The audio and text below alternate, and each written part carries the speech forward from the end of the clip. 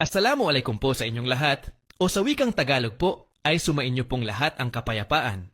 Ako nga po pala ang inyong lingkod, Yuritech at your service.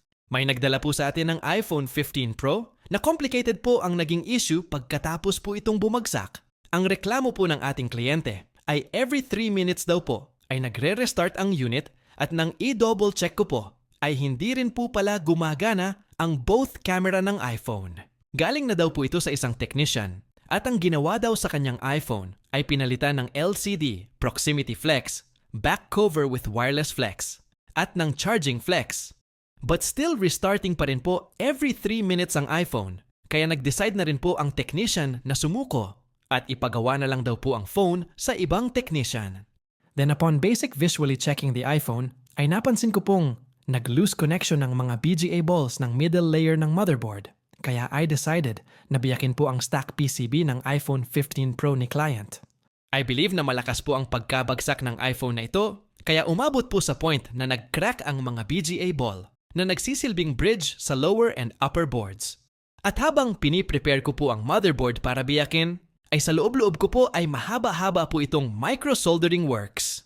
Wala pong assurance kung fully functional ang iPhone after ng proseso, pero wala po tayong choice kundi subukan dahil tinanggap po natin ang trabaho. Then right after ko pong mabiyak ang motherboard, ay bumungad po sa akin ang hindi ka nais-nais na estado ng BGA balls sa upper board. Natuklap po ang maraming BGA pads sa upper layer. At ang tanging solusyon na po dito ay taniman ng paa para may pagkapitan po ang mga linya sa lower board na nangangailangan ng komunikasyon sa mga piyesa ng upper board. Sa dami po ng natuklap na pads ay parang gusto ko na pong umatras, pero dahil sa commitment ko po sa aking mga kliyente, ay nagigilty po ako, kaya huminga lang po ako ng malalim at matagal. Sabay buga ng hangin na may kasamang determinasyon, ay siya na rin po ang hudyat ng aking pag-uumpisa sa laban. Ilang oras po akong nakikipagbuno sa trabahong tulad nito, at sa sobrang tagal ko pong nakasilip sa microscope, ay halos nanlalabo na po ang aking paningin. Nangangalay na rin po ang aking mga kamay at namamanhid ang mga hita. Sumasakit na rin po ang aking batok sa kakayukot kasisilip. Ngunit dahil po sa aking dedikasyon at pagmamahal ko sa aking trabaho, ay parang hindi ako nakakaramdam ng pagod kahit sobrang pagod na po sa trabaho. Pagkatapos po ng mahaba-habang proseso na aking ginawa, ay sad to say po na hindi po fully functional ang unit.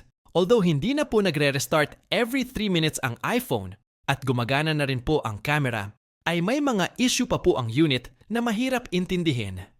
Masyado pong mabagal ang response ng camera at hindi rin po gumagana ang sounds at mic. Hindi rin po nag-play ang video sa YouTube, kaya for me, kailangan pa po itong i-diagnose ng malalim. First time pa po ako naka-encounter ng ganitong sintomas sa iPhone 15 Pro. Pero ang aking initial suspect ay ang audio IC sa mga kapwa tech ko po dyan. Lalo na po sa mga master natin dyan sa larangan ng micro-soldering. Baka may na-encounter na po kayo before, pa-comment naman po ng inyong suggestion. Sa ngayon, ay pending pa po itong unit at nag-iipon pa lang po ako ng good mood bago ko po ulit galawin ang motherboard. Hope to see you soon po in our next videos, mga ka-repair at mga boss.